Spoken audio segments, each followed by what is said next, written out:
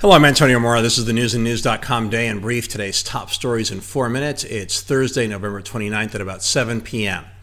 The bombshell of the day, because there rarely is a day without bombshells in the Trump era, is that former Trump fixer Michael Cohen pleaded guilty to lying to Congress. In the plea, he confessed about lying about Trump's business involvement in Russia during the 2016 presidential campaign. Cohen said he made the false statements to be loyal and consistent with what Trump had claimed on the campaign trail, that he had no financial or political ties with Russia.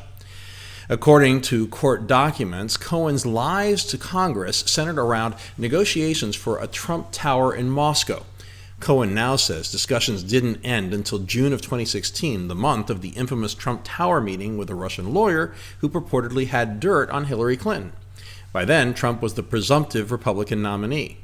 Cohen insists he briefed Trump and other family members about the ongoing negotiations. Trump denied it all today and accused Cohen of lying now in an attempt to get a lesser sentence. Trump went on to say that even if he had business dealings in Russia as late as Cohen alleges, that it doesn't matter because he was allowed to run his business during the campaign, so it wouldn't have been illegal anyway. Trump probably has a point, and even if he was knowingly lying during the campaign, I suspect his supporters couldn't care less. Even some opponents might dismiss it as just another lie from a man who makes false statements every day. But, and it's a big but, Trump provided answers to questions from Special Counsel Mueller last week.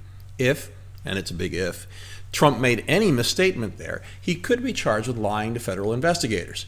Rudy Giuliani, one of Trump's lawyers, says he's confident there is no conflict between Trump's answers to Mueller and Cohen's guilty plea. On the other hand, so far at least, Cohen's statements have nothing to do with anyone in the Trump campaign colluding with Russia, supporting Trump's mantra about the Mueller investigation being a witch hunt.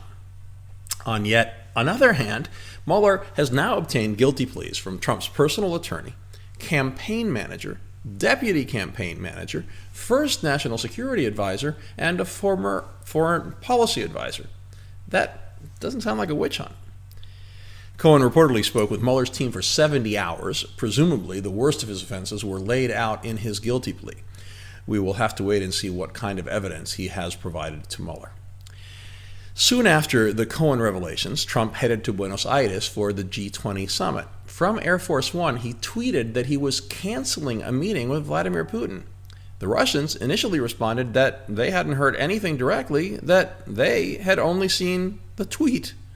Aside from the craziness of diplomacy by tweet, Trump will have us believe that he canceled the meeting because of Russia's actions in Ukraine.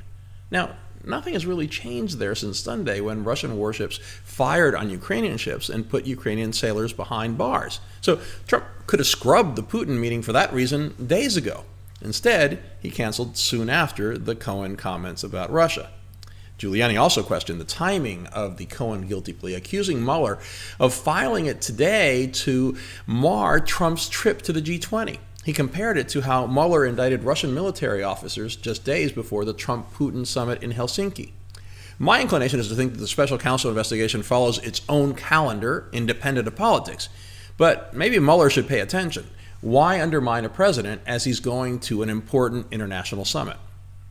So, Trump's big side meeting at the G20 will now be with China's Xi Jinping. The hope is that progress will be made to defuse the trade war between the two countries. Meanwhile, a very important story to the U.S. is getting lost in the shuffle. Life expectancy declined for the second year in a row in 2017. It's now the longest sustained decline in a century, and back then, World War I was being fought, and the Spanish flu pandemic killed hundreds of thousands of Americans. The culprits now are suicide and drug overdoses. Suicide reached a 50-year high, while drug overdose deaths soared to more than 70,000. Incredibly, that means overdose deaths are higher than deaths from HIV, car crashes, or gun violence at their peaks. That's frightening. In our alternate universes segment, the great divide between conservative and liberal media couldn't have been much bigger today in the coverage of the Michael Cohen guilty plea. It was almost amusing to watch Fox News completely avoid connecting Trump's cancellation of the Putin meeting to the Cohen revelations, taking Trump's tweet at face value. Same for watching CNN taking Cohen's plea as the gospel truth with nary a peep of skepticism. What a surprise. Both sides abandoning their proper roles as skeptical journalists when it fits their chosen political narrative.